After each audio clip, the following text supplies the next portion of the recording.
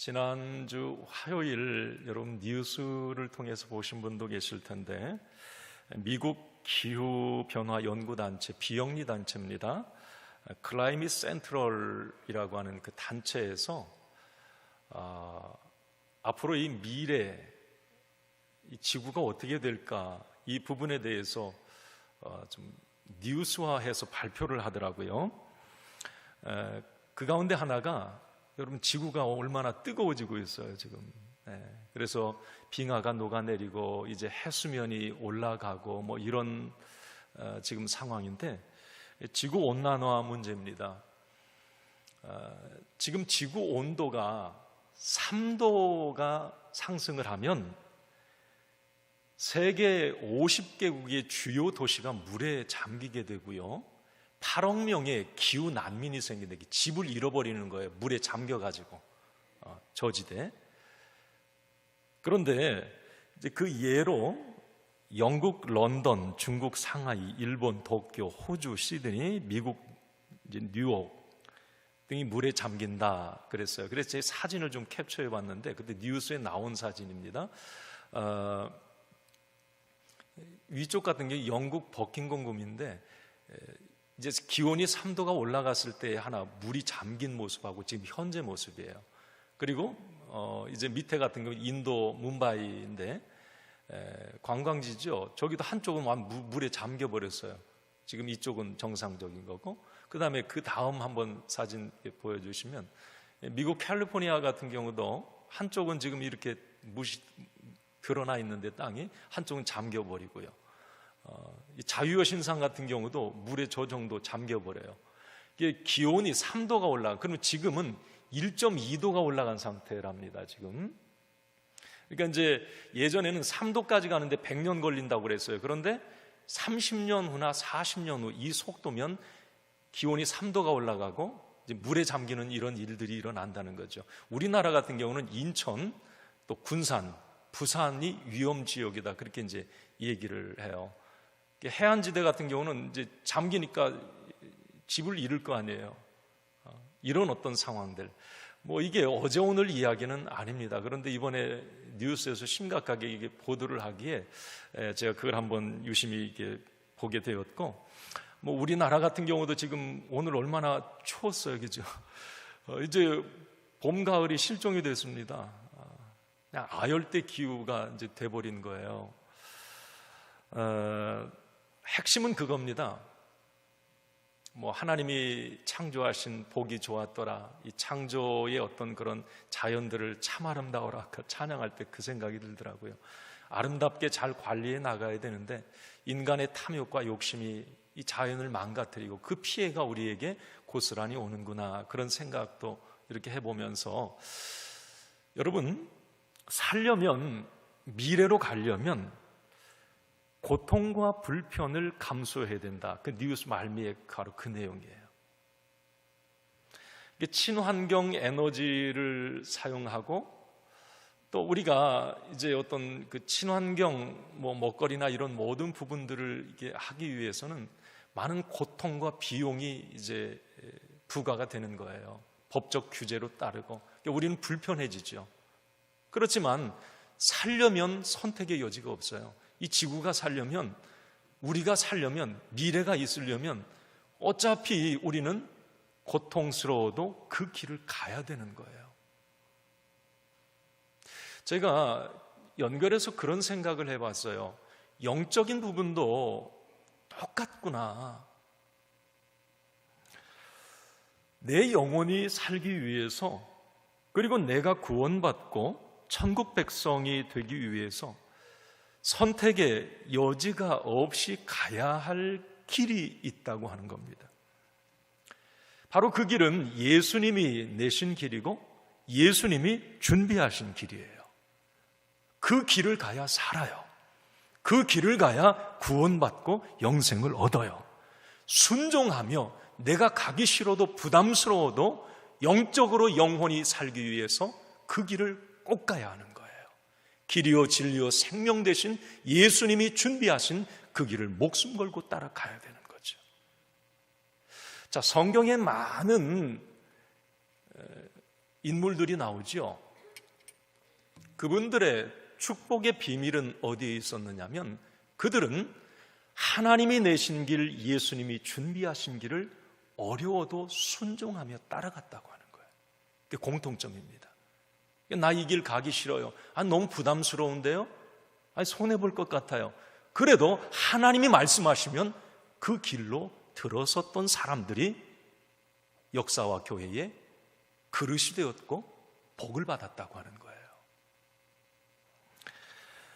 자, 오늘 저는 말씀의 제목을 본문 묵상하는 가운데 순종할 때 길이 보인다. 그래서 이렇게 한번 정해봤어요. 우리 한번 같이 따라해 봅시다. 순종할 때 길이 보인다. 여기 중요한 비밀이 담겨 있습니다. 여러분, 순종할 때 사는 길이 보이고, 순종할 때 형통의 길이 보이고, 순종할 때 승리의 길이 보입니다. 순종하면 하나님이 길을 내시고, 순종하면 하나님이 앞서가시고, 순종하면 하나님이 되게 하십니다. 사도행전 10장 말씀을 강해하면서 고넬료와 베드로가 이런 사람이었고 이 길을 갔던 사람이에요. 사도행전 10장이 우리가 이제 이 고넬료와 베드로의 역사적 만남을 지금 쭉 살펴오고 있는데 여러 부분에서 참 은혜를 받게 돼요. 자, 여러분 보세요. 고넬료와 베드로는 달라도 너무 다른 사람이에요. 혈통이 다르고 신분이 다르고 종교의 모든 부분이 다 달라요. 그러나 이들은 복음 안에서 하나 되어 아주 귀하게 쓰임을 받습니다. 자, 여기에서 우리는 하나님께 쓰임받는 사람들의 공통점을 발견을 하게 됩니다. 분명히 하나님이 쓰시고 축복하시는 사람은 혈통, 배경, 지식, 명예, 돈과 전혀 상관이 없다는 것도 알게 됩니다. 그러니까 고넬료와 베드로를 통해서 깨닫게 되는 거예요. 자, 그러면 오늘 이제 본문 말씀 10장 전체의 말씀을 보면서 이제 본문 말씀으로 이어갈 텐데, 자, 그러면 이 복음과 교회의 역사에 정말 귀하게 쓰임 받았던 이 고넬료와 베드로의 공통점은 뭘까? 왜 하나님이 너무 다른 그 사람을 만나게 하셔서 쓰셨을까? 그냥 그렇게 이름 없이 무명의 사람으로 살다 죽을 그 두 사람이 왜 복음의 역사에 하나님의 무대에 등장했을까? 무엇 때문에? 두 사람에게는 이런 공통점이 있었어요. 하나는 뭐냐면 첫째는 그겁니다. 두 사람 모두 기도의 사람이었다라고 하는 거예요. 한번 우리도 그렇게 되길 원하는 마음으로 한번 같이 읽어봅시다. 시작. 기도의 사람이었다는 것입니다. 누가요? 그것도 잊어버리면 안 되잖아. 고넬료와 베드로가 두 사람이 공통점이 기도의 사람이었다라고 하는 거예요. 자, 여러분, 우리가 지난 시간 이제 말씀 나눴죠. 고넬료가 하나님의 환상을 봐요. 그리고 성령의 음성을 들어요. 그리고 하나님의 놀라운 미래 계획 마스터 플랜에 대해서 다 이게 알게 됩니다. 언제? 그가 오후 3시 기도 시간에 하나님이 그런 일을 보여주세요. 자, 그럼 베드로라고 하는 이 사람도 마찬가지입니다. 지난 시간에 나눴어요. 낮 12시에 지붕에 기도하러 올라갔다가 하나님이 환상을 보여주십니다.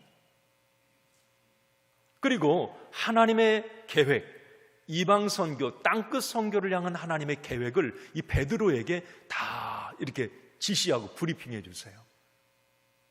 그러니까 기도할 때 이들은 하나님의 뜻을 알게 됐고 하나님의 마음이 어디에 있는지, 사는 길이 뭔지, 생명의 길이 뭔지, 축복의 길이 뭔지 기도할 때 하나님이 보여주셨다는 거예요. 자, 이건 우리가 지난 시간에 말씀을 나눠왔어요. 그리고 오늘 말씀으로 이제 이어지는데 두 사람 고넬료와 베드로의 공통점은 두 번째가 바로 그거예요. 순종의 사람이었다라고 하는 거예요. 이것도 한번 우리 읽어봅시다. 시작. 순종의 사람이었다. 자, 묻습니다. 누가? 고넬료와 베드로가. 여러분, 고넬료 같은 경우는 우리가 지난 시간 나눈 말씀인데, 하나님께서 기도하는 고넬료에게 말씀해 주시잖아요. 요빠에 베드로가 지금 머물고 있는데 그곳으로 사람을 보내서 그 베드로를 네 집에 초청하라고 그래요. 그런데 사실 이 부분, 고넬료가 하나님께 이 음성을 들었을 때 웬만하면 참 고민이 됐을 거예요. 이 하나님의 지시에 순종한다고 하는 건 진짜 고넬료 입장에서는 어려운 거거든요. 왜냐하면 고넬료는 로마의 백부장이에요. 지위도 있어요. 로마 사람입니다. 그러나 베드로는 누구예요? 유대인이에요. 그 당시에 로마가 이스라엘을 식민 지배하고 있었으니까 고넬료 입장에서 이 베드로가 하찮하게 보일 수도 있어요. 그리고 신앙의 노선도 달라요. 자, 그런 고넬료에게 성령께서 베드로 초청하라고 그랬을 때 이게 참 순종하기 어렵습니다. 그러나 고넬료는 곧바로 지체 없이 하나님의 말씀에 순종해서 베드로가 머무는 곳에 이 사람을 보냅니다. 그리고 더 놀라운 것은 오늘 본문에 나오는데요, 고넬료의 모습이에요. 한번 24절을 한번 같이 봅니다. 이튿날 가이사야에 들어가니 고넬료가 그의 친척과 가까운 친구들을 모아 기다리더니, 여러분, 이게 좀 말씀을 깊이 들여다봐야 돼요. 자, 이제 베드로가 고넬료 집에 왔어요. 왔는데 베드로가 가만히 보니까 이미 이 고넬료는 그의 친척들과 가까운 친구들을 다 모아 기다렸다, 이렇게 말을 하는 거예요. 자, 베드로가 올지도 안 올지도 모르는 상황입니다. 지금 요즘 휴대폰이 있는 것도 아니고 베드로가 온다고 하지도 않았고요. 자, 그러나 이 고넬료는 친척과 친구를 초청해 놓고 베드로를 기다려요. 이미 하나님의 말씀에 완전 절대 복종 순종입니다. 그냥 하나님이 그렇게 되게 하실 거라, 하나님이 이루실 거라는 거예요. 이 믿음이 고넬료에게 있어요. 이건 참 대단한 순종이에요. 자, 베드로 같은 경우도 한번 왜 순종의 사람이었는가 우리가 보게 되면, 베드로가 지난주에 환상을 보잖아요. 부정한 동물들 보자기에 담아서 내려올 때 베드로가 깜짝 놀래요. 그때 성령이 뭐라고 그래요? 그거 다 잡아먹으라고 그럽니다. 아니, 부정한 것을 어떻게 잡아먹습니까? 자, 그리고 성령께서 곧바로 베드로에게 뭐라고 말하느냐면, 너 네 집 앞에 온 그 사람들을 따라서 고넬료라고 하는 사람의 집에 가라고 그래요. 자, 그때 이 베드로, 자, 한번 여러분 20절을 한번, 오늘 이 전 말씀입니다. 20절을 한번 같이 읽어봅시다. 시작. 그러나 내려가 의심하지 말고 함께 가라. 내가 그들을 보내었느니라 하시니. 자, 베드로가 이 말을 듣고 오늘 그 23절 이제 중간에 한번 같이 읽어봅시다. 시작. 이튿날 일어나 그들과 함께 갈새 요빠에서 온 어떤 형제들도 함께 가니라. 자, 베드로도 성령님의 말씀을 듣고 곧바로 이 순종을 합니다. 베드로 입장에서도 참 이 순종하기 힘든 상황이에요. 왜 그러느냐면 베드로 입장에서 베드로는 유대인이었기 때문에 고넬료 이방인을 만나는 것은 위법이었습니다. 그 당시에. 그 유대인의 법이었어요. 그리고 율법상 이방인들과 교제를 한다거나 밥을 먹는 일은 있을 수가 없어요. 자, 이 이야기를 이제 고넬료를 만났을 때 베드로가 합니다. 여러분 28절 29절을 한번 같이 봅니다. 이르되 유대인으로서 이방인과 교제하거나 하며 가까이 하는 것이 위법인 줄을 너희도 알거니와 하나님께서 내게 지시하사 아무도 속되다 하거나 깨끗하지 않다 하지 말라 하시기로. 자, 여러분, 베드로는 당시에 유대인의 어떤 전통과 문화를 따르지 않고 성령님께서 말씀하신 그 말씀 지시에 순종했다고 하는 거예요. 자기의 모든 것을 다 포기했어요. 유대인으로서 고넬료 진짜 만나면 안 되는 거예요. 그러나 성령께서 말씀하신 거예요. 가라고. 그러니까 자기 어떤 모든 이전의 그 바리새인의 어떤 문화, 유대인의 문화, 모든 전통, 자기의 율법 지식, 이 모든 것을 다 포기한 거예요. 그리고 위법인 줄 알면서도 고넬료를 만나러 간 거예요. 이게 베드로의 순종의 모습입니다. 그리고 우리가 또 하나 오늘 본문에서 이 베드로가 진짜 순종의 사람이었다고 알게 되는 한 대목이 있는데, 여러분 29절을 한번 같이 봅시다. 29절 읽습니다. 부름을 사양하지 아니하고 왔노라. 묻노니 무슨 일로 나를 불렀느냐. 여러분 이거 참 기가 막힌 말입니다. 이 내용을 가만히 보면, 자, 베드로는 하나님께서, 성령님께서 고넬료의 집에 가라고 해서 갔어요. 그런데 오늘 이 29절 말씀에 무슨 일로 나를 불렀느냐, 이 이야기를 베드로가 한단 말이죠. 이건 뭐냐면 하나님께서 왜 자기를 고넬료의 집에 보내셨는지, 왜 가라고 했는지 알지 못한 채 그냥 하나님 말씀이니까 일단 순종하고 본 겁니다. 여러분 베드로 이게 이 순종이 이거 보통 순종이 아닌 거예요. 여러분 우리 같으면 왜 가야 되죠? 거기 가면 뭐가 있죠? 따지고 하면 고민했을 거 아닙니까? 자, 그런데 이 베드로는 하나님의 말씀이기에 일단은 순종하고 본 거예요. 계산하거나 고민하지 않았습니다. 그냥 말씀 따라 움직였다고 하는 거예요. 또 하나 여러분, 이 고넬료라고 하는 사람을 한번 봅시다. 이 사람의 이야기는 더 가관이에요. 여러분 33절을 한번 말씀을 봅니다. 오늘 순종의 관점에서 지금 말씀을 보는 거예요. 33절을 읽습니다. 시작. 내가 곧 당신에게 사람을 보내었는데 오셨으니 잘하였나이다. 이제 우리는 주께서 당신에게 명하신 모든 것을 듣고자 하여 다 하나님 앞에 있나이다. 이게 무슨 말이냐면 고넬료도 하나님이 왜 베드로를 보내셨는지, 왜 베드로를 초청하라고 했는지 모르고 있었다고 하는 거예요.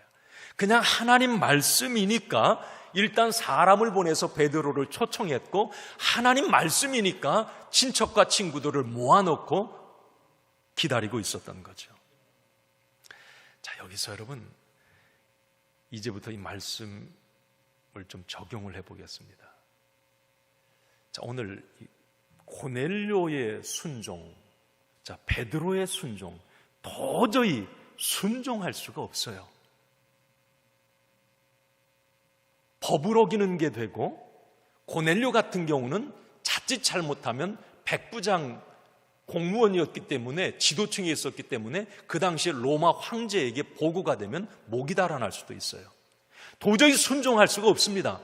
위험한 상황이에요. 자, 그러나 자기의 모든 배경, 상황, 여건, 조건, 지식, 경험, 이 모든 것을 하나님 말씀 앞에 다 내려놓고 전적으로 순종을 합니다. 거기에서 고넬료와 베드로의 역사적인 만남이 이루어지고 이들이 하나님 앞에 귀하게 쓰임받는 단초가 여기에 있다고 하는 거예요. 자, 성경에서 이 순종이라고 하는 게 뭘까? 성경적 순종은 오늘 고넬료와 베드로를 통해서 볼 수 있는 것처럼 이 순종이라고 하는 것도 내용에 따라서 움직이는 것이 아니라 하나님의 명령에 따라서 움직이는 게 순종이에요. 다시 말하면 어떤 내용이 있을 때 내 입장에서 그걸 따져보고 계산해보고 순종할 만하면 하고 못할 만하면 안 하는 것, 이게 순종이 아닙니다. 그 내용을 주신 분이 하나님이시기에 묻지도 따지지도 않고 먼저 움직여 하나님의 말씀을 따라가는 것, 이게 진정한 순종이에요. 만약에 제가 그런 생각을 해봅니다. 고넬료와 베드로가 하나님이, 성령님이 자기에게 어떤 지시를, 환상을 보여주시고 말씀을 주셨을 때 따져보고 고민했다면, 계산했다면 절대 고넬료 집에 못 가고 고넬료는 베드로 초청 못합니다. 우리는 여기까지일 때가 많아요.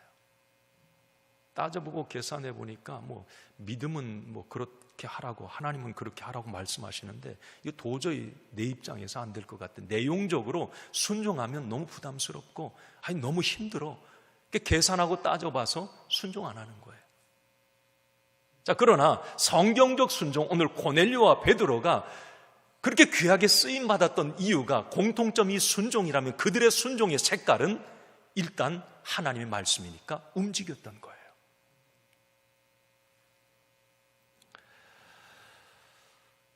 여러분, 다시 한번 말씀드리지만 성경적 순종은, 하나님이 원하시는 순종은 다 알고 하는 것, 생각해 보고 하는 것이 아닙니다. 그냥 믿음으로 움직이고 일단 하나님의 뜻에 따르기로 하는 것, 이게 진정한 순종의 의미예요.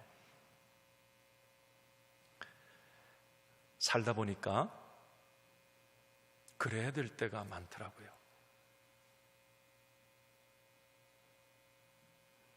어떤 순간에는 힘들고 어렵고 부담스러워도 그냥 순종하며 하나님 편을 택해야 될 때가 종종 있습니다. 저 상황은 나하고 좀 안 맞고 손해볼 것 같고 좀 억울하고 답답하고 뭔가 저 길은 아닌 것 같은데 하나님께서 어떤 순간에 마음에 감동을 주시고 말씀을 목사지만 전하다가도 제가 어떤 하나님의 음성을 들어요. 깨달아요. 여러분들은 어떻습니까? 말씀을 들으면서 하나님이 어떤 말씀을 통해 찔림을 주시고 감동을 주시고 이렇게 하는 것이 사는 길이네, 이게 하나님이 기뻐하시는 길, 들으면 그대로 그 말씀 따라 움직이는 게 이게 순종이라는 거예요. 우리 믿음의 사람들은 그렇게 살아야 된다는 거죠. 그래야 될 때가 참 많습니다. 해결되지 않을 것 같아도 하나님이 개입하시기 때문에 어떤 때는 쿨하게 그렇게 말해야 될 때가 있어요. 하나님이 하실 겁니다. 하나님이 되게 하십니다. 하나님이 열어주십니다. 이렇게 말하고 선포해야 될 때가 있어요. 순종하는 거예요. 하나님 말씀에 순종하는 거예요. 일은 하나님이 하십니까 말이에요. 여러분, 이게 진정한 믿음이고 진정한 순종인 거예요. 여기 성경에 이 아브라함 같은 경우, 여러분, 이 아브라함을 우리가 믿음의 조상이라고 그러잖아요. 그냥 뭐 봉사의 조상, 전도의 롤모델이 아니에요. 믿음이에요. 아브라함 하면 믿음을 생각해요. 자, 그러면 아브라함의 믿음의 색깔은 뭐예요? 어떤 믿음의 롤모델이냔 말이죠. 없어요. 순종 하나밖에 없어요. 이 아브라함. 그 믿음의 가장 중심에는 순종밖에 없습니다. 저는 아브라함에 관한 이 말씀을 묵상하면서 아브라함은 참 무식한 사람이에요. 하나님 앞에서는 너무 무식한 사람이에요. 단순한 사람. 그러니까 아브라함을 하나님은 믿음의 롤모델로 세우셨고, 한번 생각해 보세요. 창세기 12장에 어느 날 하나님께서 아브라함아, 너 고향과 지금 네 살고 있는 그 집, 그 친척들 다 떠나라 그래요. 어디로? 나도 몰라. 그냥 지시할 땅으로 가. 아직 모른다니까 하나님 안 알려주시는 겁니다. 아니, 아브라함의 입장에서 궁금하지 않았겠어요? 아니, 그거 살만한 땅입니까? 가야 될 곳이? 아니, 거기 돈 벌 수 있어요? 아니, 거기 먹고 살 수는 있습니까? 거기 뭐 환경은 어떤데요? 따져볼 수도 있잖아요. 근데 아브라함은 묻지 않아요. 하나님이 말씀하시니, 자, 창세기 12장 4절에 보면 곧바로 하나님이 말씀하셨을 때 이렇게 이어집니다. 이에 아브라함이 여호와의 말씀을 따라갔고, 그렇게 표현해요. 아브라함 입장에서 하나님의 어떤 말씀이 불안하고 두려울 수 있어요. 그러나 일단 말씀에 순종을 합니다. 선택의 기로에서 그냥 믿음의 편을 선택해버리고 하나님이 원하시는 쪽으로 직진했던 사람이 이 아브라함이에요. 진짜 아브라함은 순종의 사람입니다. 아브라함의 믿음에 다른 것 절대 찾아내지도 마세요. 아브라함은 순종 하나밖에 없어요. 100세의 아들 준다 그러니 믿고 가고, 아니 아들 얻은 다음에 모리아산에 번제로 드리라고 그러니 그대로 자식 데리고 번제 드리러 가는 이 아브라함의 모습을 상상해 보면 진짜 무식합니다. 이런 사람이 어디 있어? 그러나 제가 가만히 성경에 보면 아브라함이 진짜 무식했는가? 아니에요. 하나님 앞에서만, 믿음 안에서만 단순했어요. 그는 상당히 계산적인 사람이었고, 사회 물정, 어떤 그 주변 상황들, 뭔가 밀당할 줄도 알고 다 이 부분 다 알았어요. 그러나 이 아브라함은 하나님 앞에서만은 진짜 바보 같았어요. 예. 아브라함이 왜 축복의 주인공이 되었는지, 왜 하나님이 그를 믿음의 롤모델이라고 했는지 우리는 이해를 해야 합니다. 요즘 사람들은 너무 똑똑해서 문제죠. 너무 잘났습니다. 그래요. 세상의 룰은 똑똑하고 잘나야 됩니다. 이게 옳은 거예요. 여러분, 세상에서는 그렇게 사셔야 합니다. 자, 그러나 믿음 안에서 하나님 앞에서는 똑똑하지 않아도 됩니다. 너무 계산하고 따지지 마십시오. 너무나. 하나님 안에서. 여러분 생각해 보세요. 하나님은 계산적으로 역사하는 분이 아니에요. 성경의 기적의 역사는 상식적이지 않습니다. 여러분, 우리가 잘 아는 것처럼, 아니 1 더하기 1은 2예요. 세상의 상식입니다. 룰이에요. 이거 세상에 가서 1 더하기 1이 5라고 얘기하면 뒤지게 맞아요. 자, 그러나 여러분, 믿음의 룰은 다르다는 것을 여러분들 아셔야 돼요. 여러분들의 믿음에 하나님이 역사하고 하나님께서 간섭하시기 위해서는 믿음 안에서는 하나님을 전적으로 순종하고 아브라함과 같은 믿음으로 나아갈 때 기적이 일어나고 하나님이 역사하시는 거예요.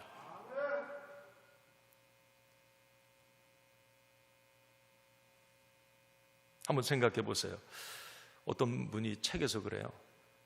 다윗이 골리앗을 이길 확률이 몇 프로? 성경이 다윗이 골리앗을 이길 확률 0.3%.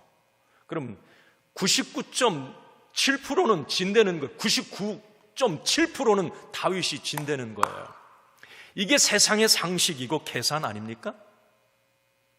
다윗 100% 줘야 돼요. 99.7%가. 자, 그러나 0.3%의 확률이 99.7%를 이겼습니다. 세상적인 공식으로 답이 나오질 않아요. 그러나 믿음으로 순종하고 나아갈 때 하나님께서 다윗에게 가라, 물맷돌 가지고 가라, 믿음으로 순종하며 나아가니 하나님이 개입하셨던 거예요. 자꾸 내 짜리 믿음으로 내 수준의 하나님으로 전락시켜서 하나님을 그 정도 생각하니까 아무 일도 일어나지가 않는 겁니다. 여러분, 믿음이라고 하는 것은 바로 그거예요. 하나 또 예를 들어봅시다. 이스라엘 백성들이 여리고 성을 무너뜨릴 확률은 0.1%. 그럼 99.9%는 안 된다는 거예요. 자, 그러나 여러분, 우리는 결론을 합니다. 하나님께서 개입하실 때 0.1%가 99.9%를 무너뜨렸어요. 여러분, 이게 세상 상식으로 계산 따진다고 이게 답이 나옵니까? 안 되는 거예요. 자, 그러나 이것이 하나님의 역사고 성경의 역사고 믿음의 역사입니다.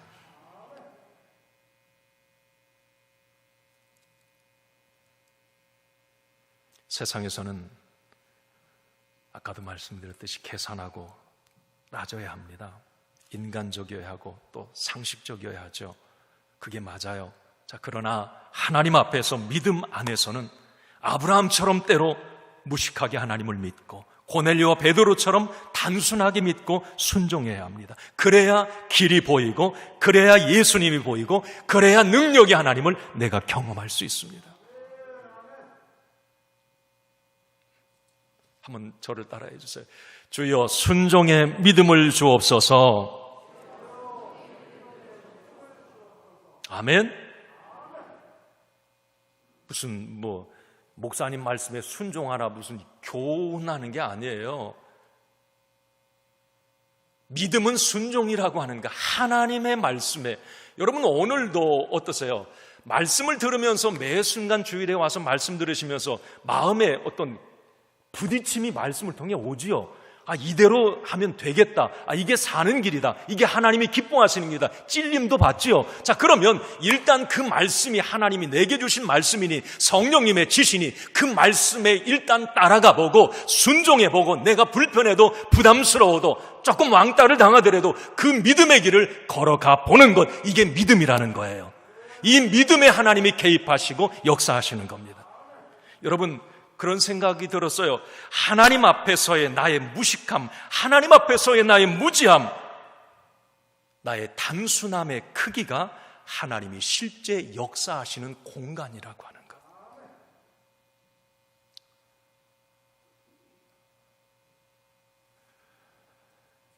여러분, 성경은 믿음의 책이잖아요. 다 이런 이야기들이에요. 세상적인 똑같이 가려면 예수 믿을 필요 없습니다. 성경의 역사는 믿음의 역사고 믿음의 역사는 기적의 역사예요. 사람이 할 수 없는 것을 하나님은 하실 수 있느니라, 이걸 믿고 가는 거예요. 여러분, 히브리서 11장 말씀에 믿음장이라고 하잖아요. 그 1절 말씀 보면 여러분 기가 막혀요. 한번 읽어봅시다. 시작. 믿음은 바라는 것들의 실상이요 보이지 않는 것들의 증거니. 이거 모르는 분 어디 계세요? 자, 믿음이라는 게 뭐냐는 거예요. 믿음. 자, 바라는 것들의 실상. 바라는 건 뭐예요? 아직 뜬구름 잡는 거야. 지금 아직 이루어지지도 않았어. 막연해. 그 될까? 바래요. 다 그런 바람이 있잖아요. 자, 그런데 믿음이란 게 뭐냐면 그 바라는 것들, 뜬구름 잡는 것들이 진짜 내 안에 실상으로 이루어진 것을 믿고 나간다는 거예요. 이게 믿음이라는 거예요. 믿음. 왜? 하나님이 함께 하시기 때문에. 보이지 않아. 지금 아무것도 안 봐요. 깜깜해. 지금 미래가 어떻게 될지 몰라요. 지금 내년 코로나 이후가 어떻게 될지 몰라요. 자, 그러나 믿음이라는 게 뭐냐? 믿음의 사람은 뭐냐? 하나님이 무언가를 확실히 좋은 쪽으로 형통케 하시고 승리를 주시고 더 풍성하게 하실 그 증거를 가진 사람처럼 움직인다는 거예요. 이게 믿음이라는 거예요. 여러분, 이 이야기를 세상 사람들 1 더하기 1은 2라고 말하는 사람에게 가서 이야기를 하면 여러분 상식적이지 않아요. 바보 됩니다. 무슨 얘기야? 지금 뜬구름 잡는 얘기하고 있어. 아니 지금 그게 가당치, 그게 되겠냐 그게? 그런 얘기합니다. 그러나 성경은 바라는 것들의 실상, 보이지 않는 것들의 증거와 같은 그 모습을 가진 사람이 믿음의 사람이고 그 믿음대로 되게 하신다는 거예요. 그 믿음대로. 그래서 제가 예전에 히브리서 11장 강의하다가 그 11장 38절에 보면 웃기면서 기가 막힌 얘기 하나가 있어요. 그 가로 안에다 그걸 넣어놨어요. 성경에 보면. 자, 히브리서 11장 38절 한번 읽습니다. 시작. 이런 사람은 세상이 감당하지 못하느니라. 이게 무슨 말인지 아십니까? 믿음으로 사는 사람들은 세상에 따지기 좋아하고 잔머리 굴리고 계산하는 사람들이 도저히 감당이 안 되는 거예요. 그 사람. 아니 어떻게 저런 상황에서 할 수 있다고 말하지? 아니 저런 상황에서 어떻게 웃어? 아니 저런 상황에서 어떻게 불평하지 않고 감사를 해? 세상 사람들을 볼 때는 상식적으로 이해가 안 되는, 감당이 안 된다, 얘기가 그 말이에요. 그런데 여러분, 그 믿음으로 세상을 이기기도 하고 나라를 이기기도 하고 사자의 입을 막기도 하고. 여러분, 우리가 오늘 베드로와 고넬료가 이 믿음을 가졌던 거예요. 이 순종으로 나아갔던 거예요. 그래서 하나님은 그들을 역사의 무대에, 복음의 무대에 그들을 올려놓으셨던 것입니다. 여러분, 이 믿음, 이 순종이 저와 여러분들에게 있기를 바랍니다. 자, 그러면서 여러분, 오늘 순종으로 나아갈 때 고넬료와 베드로, 그 우직한 순종을 통해서 하나님이 놀라운 새로운 비밀을 깨닫게 하시는데, 여러분 오늘 33절까지 말씀을 보셨어요. 오늘 34절 이하는 안 보셨는데 오늘 43절까지 말씀 진도가 나가야 되는데, 자, 제가 짧게 요약해서 말씀을 드립니다. 자, 고넬료와 베드로가 순종했을 때 길이 보인다고 그랬잖아요. 순종하면 뭔가 한 단계 더 나가게 되어 있어요. 그럼 못 보던 걸 보는데 이 고넬료와 베드로가 못 보던 엄청난 걸 깨달아요. 그게 뭐냐면 34절, 35절 말씀 같이 읽습니다. 시작. 베드로가 입을 열어 말하되 내가 참으로 하나님은 사람의 외모를 보지 아니하시고 각 나라 중 하나님을 경외하며 의를 행하는 사람은 다 받으시는 줄 깨달았도다. 아멘. 깨달은 게 있어요. 지금 깨달은 게, 그 깨달은 게 뭐냐면 하나님은 사람을 외모로 취하지 않는다. 이게 무슨 말이냐? 베드로의 신관에 지금 변화가 온 거예요. 하나님에 대한 관점이 바뀌어버린, 깨져버린 거예요. 뭐냐면 베드로는 그런 생각을 했거든요. 하나님은 이스라엘만 구원하시고 할례 받아야 되고 율법 지키는 사람만 의롭게 돼. 그 사람만 하나님의 자녀가 될 자격이 있어. 이 생각을 베드로는 가지고 있는데 오늘 고넬료와의 만남을 통해서 하나님은 이방인들도 세계 모든 사람들도 하나님은 다 구원하시기로 원하시고 그들을 품으시고 사랑하시는 분이시네. 그동안 베드로는 하나님을 옹졸하고 편협한 하나님으로 생각했는데 새롭게 깨달은 사실이 뭐냐면, 순종하며 나아갔더니 깨달은 사실은 뭐냐면 하나님은 내 생각보다 크신 분이시다.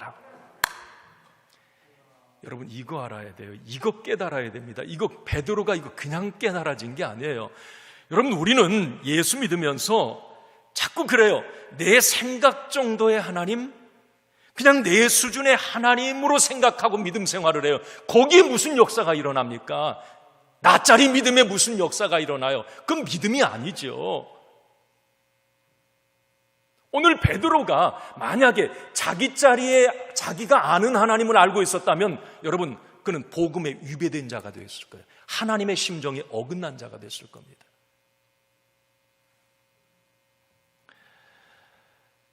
여러분, 전능하신 하나님, 생사화복의 주관자가 되신 하나님, 죽은 자를 살리심이 없는 것을 잊게 하시며 나쁜 상태를 좋게 하시는 하나님, 그 하나님을 제대로 우리가 볼 수 있기를 바랍니다. 우리의 믿음에, 내 생각 속에 뭔가 이 신관의 변화가 일어나야 돼요. 하나님에 대한 이 변화가 일어나야 돼요. 자꾸 내 자리로, 내 수준으로 하나님을 끌어내리면 여러분 날개가 있는데 날지 못하는 것과 똑같아요.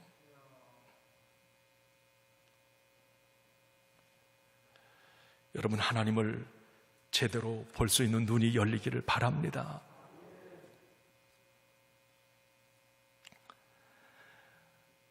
마지막으로 여러분, 베드로가 깨달은 건 바로 그거예요. 내가 증인이라고 하는 이 사실을 깨닫게 됩니다. 증인. 39절 상반절에 한번 우리 같이 읽어봅니다. 말씀을 시작. 우리는 유대인의 땅과 예루살렘에서 그가 행하신 모든 일의 증인이라. 여러분 41절 말씀에도 미리 택하신 증인이다, 이 베드로가 그렇게 얘기를 해요. 그러니까 베드로가 깨달은 게 뭐냐면, 와우, 하나님은 그러신 분이시네.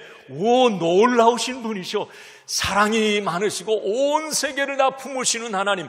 그걸 새롭게 깨닫고 나니까 여러분 뭔가 새로움을 막 이렇게 걸 알게 되면 말하고 싶잖아요. 막 증인이 되고, 그 누구에게 막 그 증인이거든요.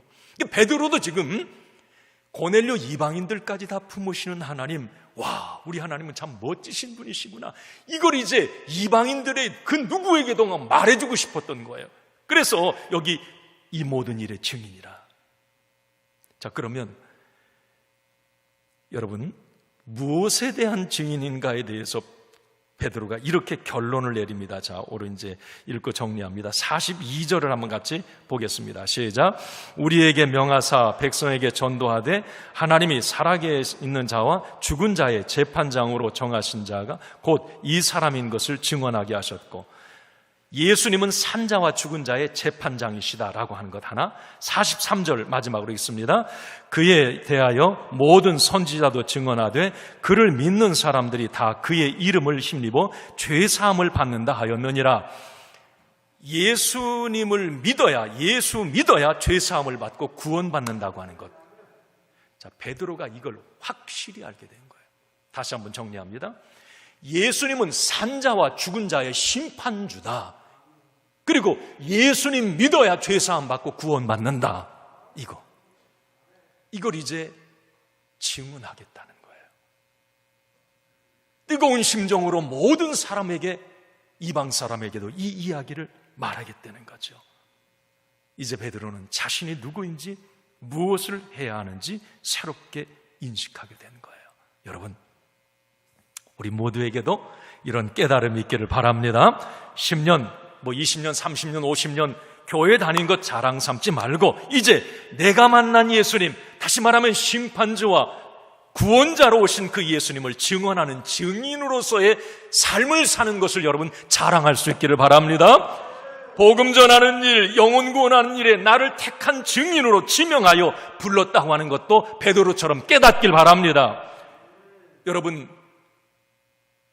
이제 우리는 오늘 이 말씀을 듣고 여러분 당장 오늘 집에 가셔서 믿지 않는 가족들에게 예수님에 대해서 증언하십시오. 예수님이 나의 구원자임을 믿는다면, 예수님 때문에 내가 구원받았음을 확신한다면, 그 주님 때문에 죄사함 받아 천국 백성 되었음을 믿는다면 여러분 이제 가까운 데부터 이 증인이 되셔야 합니다. 내일 출근하시거든 직장과 만나는 사람들에게 여러분 이제 증인이 되셔야 하는 거죠. 세상 앞에서, 불신앙인 앞에서 정말 예수 믿는 사람으로 당당하고 멋있는 삶을 살아갈 수 있는 저와 여러분 되시기를 주님의 이름으로 간절히 축원합니다.